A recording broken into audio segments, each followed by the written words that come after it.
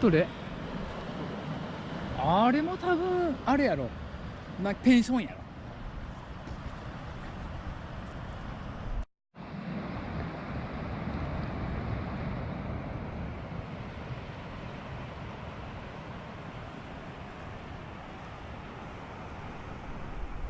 リングが一望できちゃったんですね。ねえ、そんな感じ。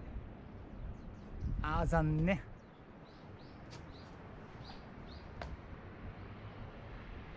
惜しいな。わあすごい。でも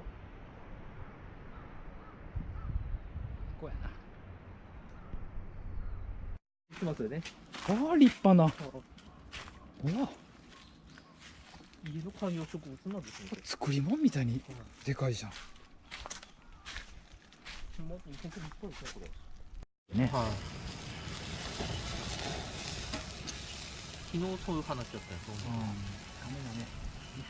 残念ながらもう前はよくあった話やけどね、はもう今時代じゃねえい。よ。そうです。もうそういう時代じゃないですよね。うなかなかうまそうですね。ん、いい感じになったけどね。めっちゃいい感じです。来た、焦がれてきた。ちょっとうわうまいですね。どんどん肉取って。絶対もう後半なすり合いやから。